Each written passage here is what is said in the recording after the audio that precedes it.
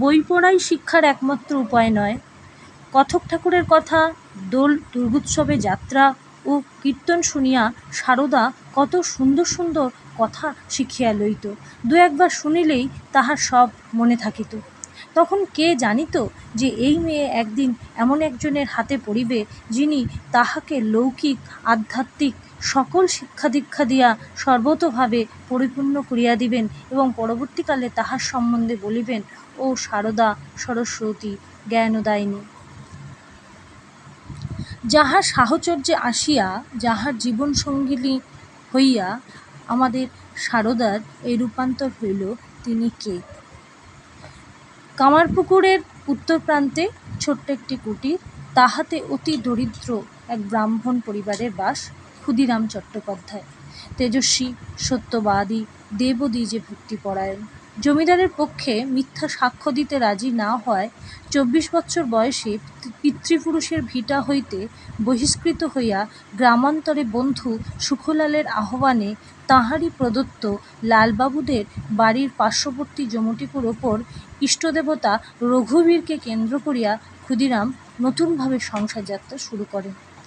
কয়েক বৎসর পরে তীর্থদর্শনে গিয়া গয়াধামে ক্ষুদিরাম স্বপ্ন দেখিলেন, স্বয়ং নারায়ণ তাঁহার পুত্ররূপে আসিবেন বলিতেছেন।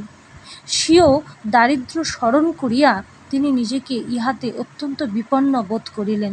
এদিকে গৃহে পত্নী চন্দ্রমণি দেবীরও নানা বিচিত্র দিব্য অনুভূতি হইতে লাগিল। 1242 সালের ফাল্গুনের শুক্লা দ্বিতীয়ায় চন্দ্রমণি দেবী যে শিশুটি প্রসব করিলেন, স্বপ্নের কথা স্মরণ করিয়া ক্ষুদিরাম তাহার নাম রাখিলেন গদাধর। শৈশবেই পিতৃহীন গদাধরের চন্দ্রমণির নয়নের মণি হইয়া পড়িল। লেখাপড়া বেশি দূর অগ্রসর হইল না, কিন্তু যাত্রায় ও গানে তাহার খুব উৎসাহ। স্মরণশক্তি এত প্রখর যে একবার শুনলেই গোটা গানটি মুখস্থ হইয়া যায়।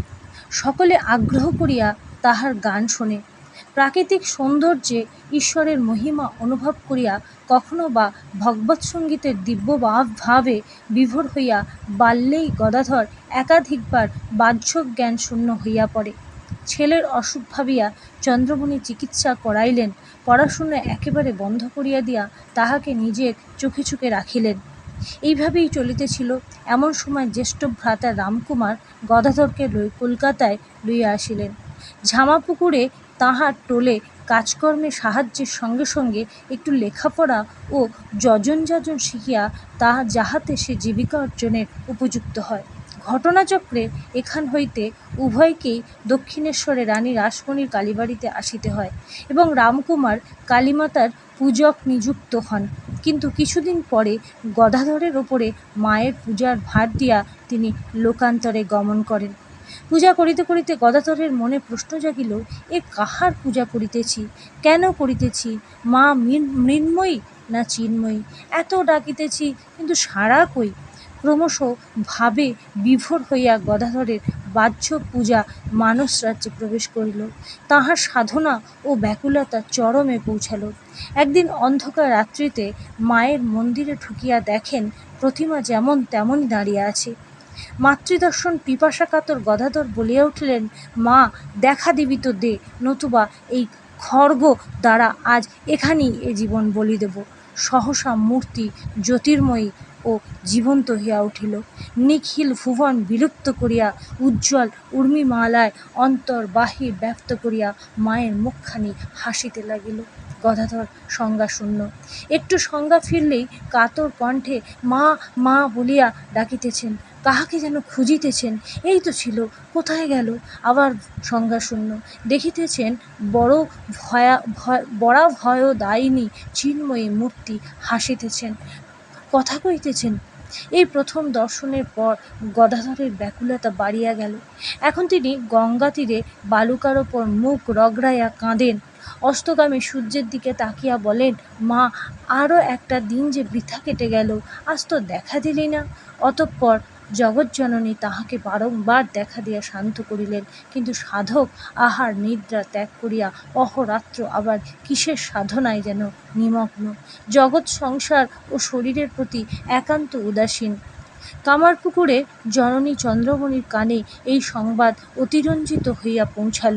তিনি বুঝিলেন গদাধরের বাল্যের সেই বায়ুরোগ আবার প্রবল হইয়াছে, তাই চিকিৎসার জন্য তাহাকে যথাসম্ভব শীঘ্র নিজের কাছে লইয়া আসিলেন। প্রতিবেশীদের পরামর্শে বিবাহের চেষ্টাও চলিতে লাগিল। কোথাও মনের মতো কন্যা খুঁজিয়া পাওয়া যায় না দেখিয়া গদাধরে একদিন সানন্দে পাত্রীর সন্ধান বলিয়া দিলেন। জয়রামবাটিতে রামচন্দ্র মুখুজ্জের মেয়েটি কুটো বেঁধে রাখা আছে, দেখগে যাও। তখনই লোক পাঠাইয়া যথাস্থানে পঞ্চম বর্ষিয়া সারদার সন্ধান পাওয়া গেল। কন্যার পিতারও আগ্রহ দেখিয়া চন্দ্রমণি ওই মেয়েটিকেই বধূরূপে বরণ করিবার জন্য উতলা হইলেন। লোকেরা বলিতে লাগিল, মেয়েটি বড্ড ছোট। পরবর্তী বৈশাখী বিবাহ হইয়া গেল। গদাধরের বয়স 23 পূর্ণ হইয়াছে, সারদা 6 পড়িয়াছে। বছর তিনেক আগে শিহরে গান শুনিতে গিয়া জনৈক আত্মীয়া সারদাকে কোলে তুলিয়া আদর করিয়া জিজ্ঞাসা করেন, ওই ছেলেগুলির মধ্যে কাকে বিয়ে করবি? সারদা তাহার ছোট্ট আঙুল দিলা যাহাকে দেখিয়াছিল সেই নাকি আজ সারদার বর গদাধর। এই কথা শুনিয়া জয়রামবাটির নারীদের আনন্দ আর ধরে না। তবু কেহ কেহ বলিতে লাগিল, আহা, মেয়েটির কপাল খারাপ, বরটির নাকি পাগলের ছিট আছে, মামা করে কাঁদে, অর্ধেক দিন খায় না, ঘুমোয় না, শ্মশানে ঘুরে ঘুরে বেড়ায়। যে সে যাহা হোক, সারদা এসব কিছু বুঝিল না। নতুন গহনা কাপড়ে আর কোলে চড়িয়া শ্বশুরবাড়ি যাওয়ার কথাই তাহার মনে রহিল। কয়েকদিন পরে তাহাকে কামারপুকুরে খেজুর গাছের তলায় কোঁচর ভরিয়া খেজুর কুড়াইতে দেখিয়া লাহবাবু বলিলেন, ও মা, এইটি বুঝি নতুন বউ? বিবাহ উৎসবের পরে ধনী প্রতিবেশীর নিকট চাহিয়া আনা সোনার গহনাগুলি ফিরিয়া দেবার সময় আসিলে চন্দ্রমণি তো ভাবিয়াই অস্থির। কি করিয়া নতুন বউয়ের গা হইতে অলঙ্কার খুলিবেন? মায়ের চিন্তা দেখিয়া গদাধর বলিয়া উঠিলেন, তুমি কিছু ভেবো না মা, ও আমি ঠিক খুলে দেব। নিদ্রিতা বধূর গাত্র হইতে অতি সন্তর্পণে গদাধর অলঙ্কারগুলি খুলিয়া লইলেন। পরদিন সকালে সারদামণি গায়ের গহনা নাই দেখিয়া খুব কাঁদিতেছে। চন্দ্রমণি তাহাকে বুঝাইলেন, গদাই বড় হয়ে তোমাকে এর চেয়ে ভালো ভালো গয়না গড়িয়ে দেবে। তবে সারদামণি শান্ত হইল। বিবাহের পর সারদামণি তাহার পিত্রালয়ে চলিয়া গেল। 2 বৎসর পরে গদাধর দ্বিতীয়বার শ্বশুরালয়ে জয়রামবাটিতে আসেন। তখন কেহ না বলিয়া দিলেও সারদামণি গদাধরের পা ধুইয়া মুছিয়া দেয় ও তাহাকে পাখার বাতাস করে। উহা দেখিয়া বয়স্কা মেয়েরা হাসিয়াছিল।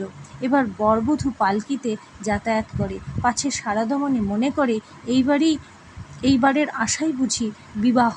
তাই গদাধর তাহাকে বুঝিয়া বলিতেছেন, তোমাকে যদি কেউ জিজ্ঞাসা করে ক বছরে বিয়ে হয়েছে, তো 5 বছর বলো, 7 বছর বলো না। আর যদি জিজ্ঞাসা করে তোমাকে আমি ভালোবেসেছি কি না, তা বলবে খুব ভালোবেসেছি। 7 বছরের বধূ সারদামণি সব বুঝিয়া ঘাড় নাড়িল। এই ক্ষণিক মিলনের পর গদাধর ফিরিয়া গেলেন তাহার সাধনা মন্দির দক্ষিণেশ্বরে। আর সারদামণি পিত্রালয়ে গিয়া তাহার মায়ের কাছে সাধ্যমতো সাহায্য করিতে লাগিল। সেই সংসারের গিন্নি। ভাইগুলি ক্রমশ বড় হইয়াছে, তাহাদের বহু ঝামেলা তাহারই ওপর। ছোটবেলা হইতেই সারদার গঙ্গার ওপর একটা টান। ওই আমোদরকেই গঙ্গা মনে করিয়া রোজ সেইখানে যাওয়া চাই। ছোট্ট নদী, অল্প জল টলটল করিতেছে, ডুবিবার কোনো ভয় নাই। ছোট ভাই বোনদের স্নান করাইয়া গাছতলায় বসিয়া 2টি মুড়ি খাইয়ার পর তাহাদিগকে বাড়িয়া লইয়া আসিত। মা যেদিন রাঁধিতে পারিতেন না, সেদিন সারদাই ভাতের হাঁড়ি চড়াইয়া দিত। নামাইবার সময় বাবাকে ডাকিত। কোনোদিন মজুররা খেতে কাজ করিতেছে, সারদাই তাহাদের জলখাবার মুড়ি গুড় পৌঁছিয়া দিয়া আসিত। অবসর মতো গাছ হইতে তুলো তুলিয়া মায়ের কাছে পৈতার সুতো কাটিতে শিখাইয়াছে। সকল কাজই তাহার উৎসাহ, কিছুতেই ক্লান্তি ও বিরক্তি নেই। সে এক গলা জলে নামিয়া গরুর জন্য দলক ঘাস কাটিয়াছে, পঙ্গপাল যেবার ধান নষ্ট করে সেবার সে সকলের সঙ্গে মাঠে মাঠে সেই ধান করিয়াছে। সারদার যখন 11 বৎসর বয়স তখন ওই অঞ্চলে ভীষণ দুর্ভিক্ষ হয়। দরিদ্র রামচন্দ্রের অল্প ধান সঞ্চিত ছিল। নিজের ছেলেমেয়েদের কথা কিছুমাত্র না ভাবিয়া তিনি অন্নসত্র খুলিয়া দিলেন। কড়াইয়ে ডালের খিচুড়ি হাঁড়ি হাঁড়ি রাঁধিয়া কয়েকটি ডাবায় ঢালিয়া রাখিতেন। যখন সে আসিত তাহাকে দেয়া হইত। গরম খিচুড়ি খাইতে লোকদের কষ্ট হয় দেখিয়া সারদা 2 হাতে পাখার বাতাস দিয়া উহা ঠাণ্ডা করিত। এই সময় বেশিরভাগই পিত্রালয়ে থাকা সত্ত্বেও মধ্যে 2 বার সারদামণি কয়েকদিনের জন্য কামারপুকুরে গিয়া শ্বশ্রু ঠাকুরানীর কাছে ছিল।